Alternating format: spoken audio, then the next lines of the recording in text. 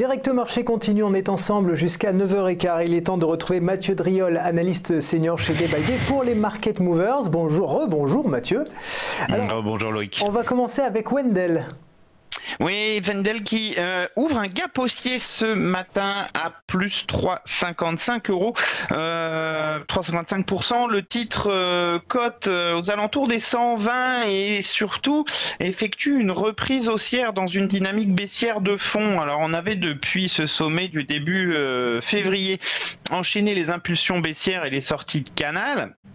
Un canal ici, un second là, mouvement baissier qui a quasiment permis de rejoindre le support à 110 et puis depuis ce niveau on a vraiment cette phase de reprise qui peut mener jusqu'à 112,20 ou 126,70, hein. Ce sont les niveaux qui invalident la dynamique de retournement baissière. Pour l'instant effectivement c'est quand même plutôt une reprise assez nette. Alors toujours en hausse, Eramet. Alors là on est sur correction de la très forte chute d'hier.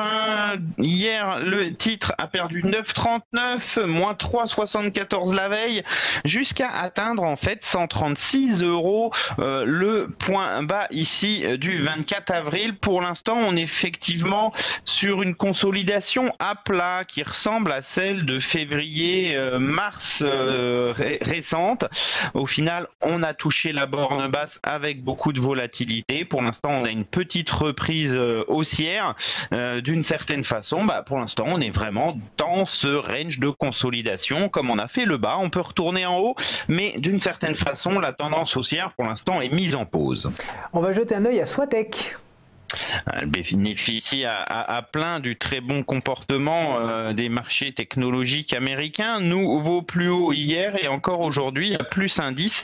Les cours essayent de franchir cette résistance de 2011 à 82,50. Tant qu'on va être au-dessus du dernier creux à 75,30, la tendance restera haussière en direction des 94. Il y a quand même beaucoup de volatilité sur ce titre, hein, donc relative méfiance par rapport notamment à l'éloignement du stop.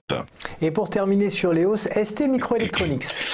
Là aussi, hein, c'est une valeur qui bénéficie à plein du très bon parcours des Nasdaq. Les cours hier sont sortis par le haut d'un triangle symétrique après être sortis par le haut d'un canal descendant. Ils renouent avec leur tendance haussière, actuellement au contact de la résistance à 21,34.